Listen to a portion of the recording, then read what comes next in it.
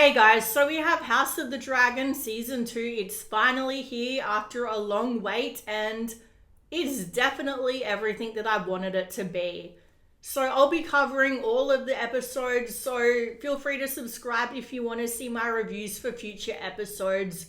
Or just give this video a like, it really helps me out. So anyway, the first season was obviously laying the groundwork, getting us acquainted with the characters, getting to know them, and now we can head into the war in season 2. And one thing that I do like about this season is that this episode shows us that they're not going to waste a lot of time leading up to the war. We're getting straight into it. You can tell by the end of the episode, they're not going to hold back for long. So I was a little frustrated with how they did their episode release schedule. I was really hoping they'd do one half of the season now and then the other half later. But instead they're doing week by week. And look, I get why they're doing it. It gives people time to talk about each episode and really let it marinate and stew, and we can really pick it apart, but still at the same time, I just want as much as possible at once, because it feels like that episode was left in such a way, and there will be spoilers in this review, that you just want to know what happens next straight away, and it almost takes some of the tension out of it, having to wait week by week, because you get excited, you get in the mood for it, and then, you have to wait another week. But if they'd just released half now, half later, I feel like that would have worked better. But I guess what works for consumers and what works for the streaming platforms are two different things. So I am definitely Team Green. Aemond is my favorite character, but I find them all very interesting. And Daemon especially is a very interesting character. I feel like he's so driven by insecurity, ego, and need to prove himself. He finds it really hard being in the shadow of his wife and having to take her orders. So he goes and does his own thing. He wants a son for a son. Well, so does the wife. So you could say, I guess, what he does is sort of, at that point, what she wants as well, but still he obviously doesn't really clear it with her.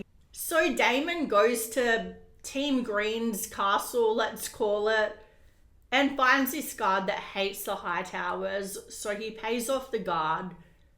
And this guard and a rat catcher basically have this plan to try and kill Aemond, a son for a son.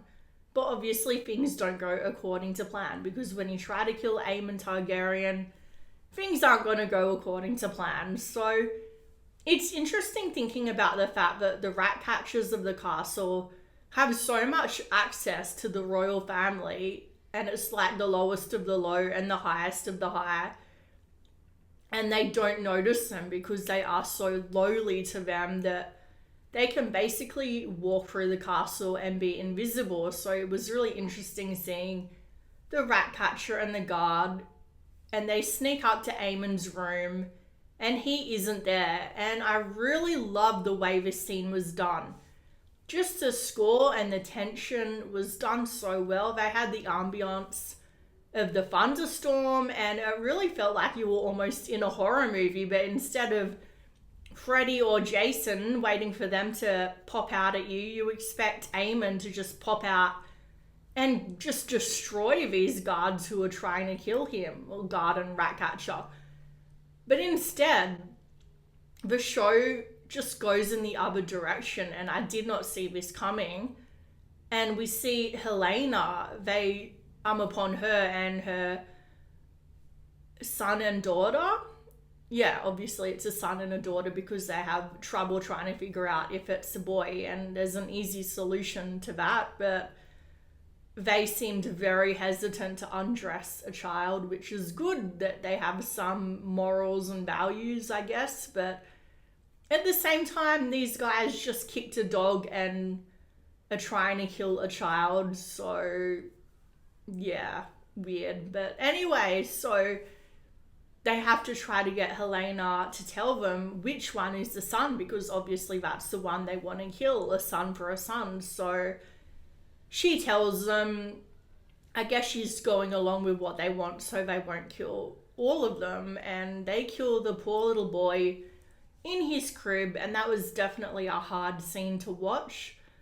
But it really sets up the tone of the show, of the episode, of where it's heading, how it's just going to get straight into it. And it's going to be really interesting to see going forward how Damon handles this. Like, is he going to care at all that it was a baby? Is he going to be like, yep, not claiming any responsibility? Or is he going to be happy that he got a son for a son? And Aegon, he's just absolutely useless, honestly. Earlier on in the episode, you could see that he knew there was danger to his children, well, especially his son, but that's the only one he really seems to care about. But he says, like, where is my son? Making sure he's okay. Yet at nighttime, he doesn't seem to give any additional security or guards. Instead, he's off getting drunk instead of making sure his family's okay. He can't seem to make any decisions. Well, to be fair, he tries to make some decisions when the small folk, as they call them, come to him and make their requests known. He tries to answer them, but he keeps getting blocked by the High Tower, the Hand of the King, and it's like, he sort of just seems like he just is a puppet, just a figurehead, and that's obviously going to get to him. People the Hand themselves are sort of like, not the Hand, the other guy, that creepy foot fetish guy, is like, do you want to be like your father, someone who's a puppet, or do you want to be someone who takes action? And obviously they're trying to manipulate him into doing what they want to do. Yeah, I think it'll be interesting to see the outcome with that.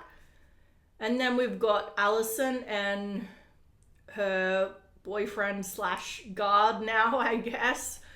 And they're together a lot in this episode, so it'll be interesting to see where that storyline heads, because Sir Criston Cole, he's becoming a real player. Like, it feels like he's going to become an important character this season.